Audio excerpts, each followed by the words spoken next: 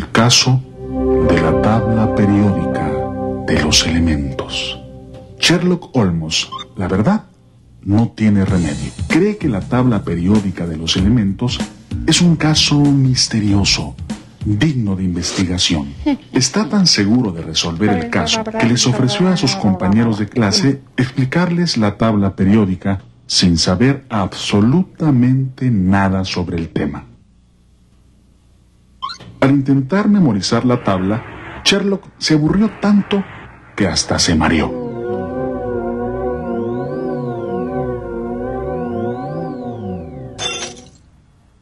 Por lo que ha decidido utilizar su famoso olfato de sabueso. Por cierto, invencible para resolver casos misteriosos como este.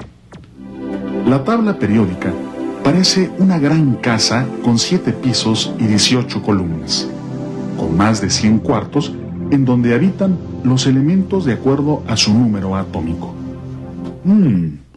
Esto no le dice mucho a Sherlock. Sin embargo, le da una pista muy interesante al mencionar el número atómico. Los elementos están formados por átomos que contienen 3 tipos de partículas: protones, neutrones y electrones. El número atómico representa la cantidad de protones que se encuentran junto con los neutrones en el centro o núcleo del átomo. Los electrones se encuentran girando muy rápido alrededor del núcleo, recorriendo sus órbitas o niveles de energía.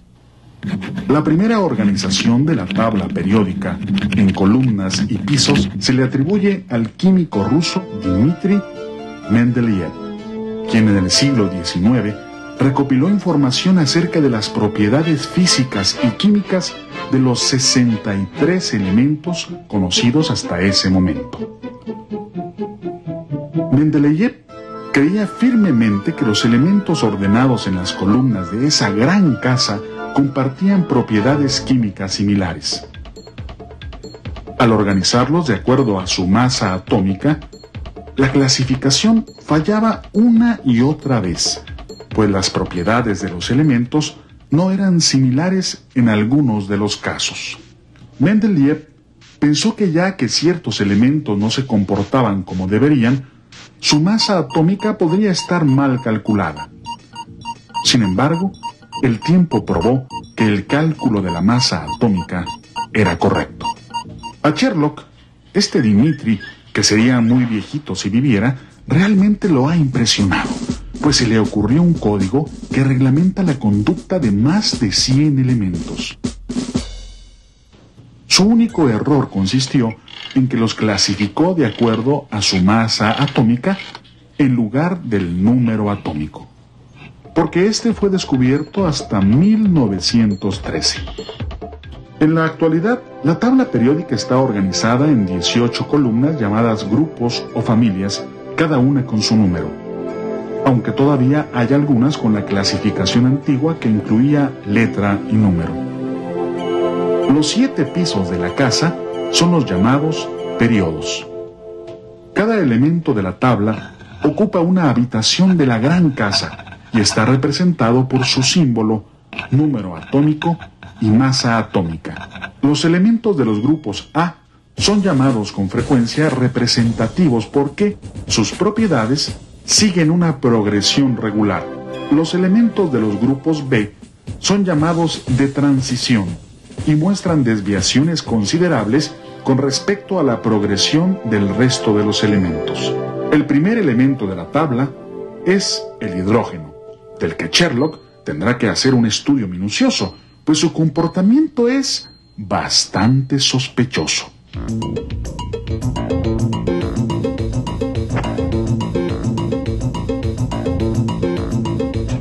De los elementos conocidos en la actualidad, la mayoría son metales.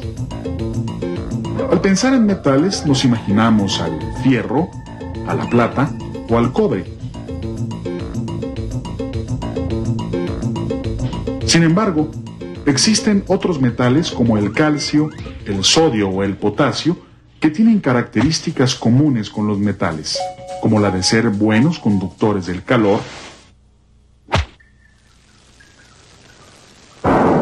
y de la electricidad.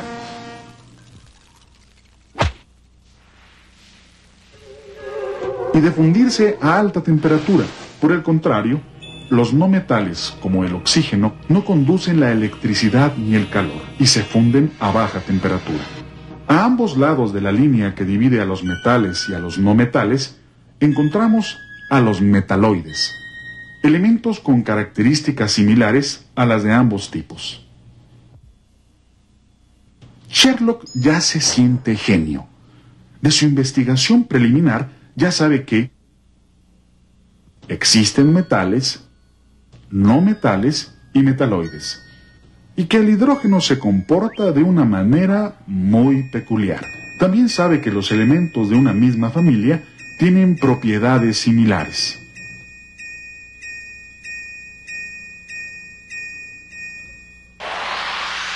Al analizar los elementos de manera vertical, Sherlock encuentra, con su peculiar olfato, que algunas propiedades de los elementos varían de una manera regular, de izquierda a derecha, a lo largo de los periodos.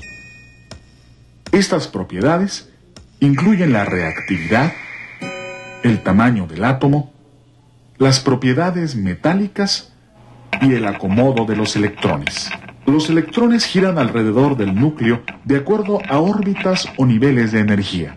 Cada órbita tiene un número determinado de electrones girando alrededor del núcleo. En la primera órbita siempre hay un máximo de 2 electrones. En la segunda 8, luego 18, 32, 18, 8 y 2 respectivamente. Las órbitas se completan de acuerdo al número de electrones que tiene cada elemento. Por ejemplo, el litio tiene como número atómico el 3, con 2 electrones en su primera órbita y solo 1 en la segunda. Este electrón en su última órbita le da al átomo de litio una valencia de 1.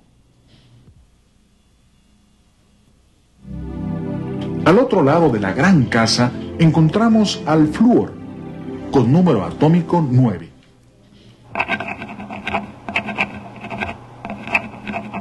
El flúor tiene 2 electrones en su primera órbita y 7 en la última. La falta de un electrón en su última órbita le dará una valencia de -1. La habilidad de los elementos para combinarse con otros y formar compuestos depende directamente de su valencia. En el caso de los grupos encabezados por el litio y el flúor, la reactividad es muy alta porque fácilmente ganarán, perderán o compartirán un electrón para completar sus órbitas. En estos grupos se encuentran los metales y no metales más reactivos que existen. Son tan reactivos que nunca se encuentran libres en la naturaleza. Siempre están acompañados formando compuestos. Además, existen en la tabla otros grupos como los alcalinotérreos, los metales de transición, los grupos del boro, del carbono, del nitrógeno, del oxígeno y los halógenos. Con un comportamiento muy extraño y digno de investigación, encontramos también a los lantánidos y los actínidos. Su comportamiento es tan similar entre sí que podrían vivir todos en la misma habitación. Los actínidos, para no quedarse atrás, misteriosamente son todos radioactivos. Además, en la tabla periódica existe un grupo cuyos elementos son todos gases, con una valencia igual a 0. Difícilmente se combinan con otros, por lo que se les conoce como inertes o gases nobles. Son tan escasos en la atmósfera que fueron descubiertos casi 50 años después de la propuesta de Mendeleev. Sherlock, un poco cansado pero orgulloso de sus habilidades de detective, ya está listo para dar a conocer a sus amigos sus novedosos descubrimientos.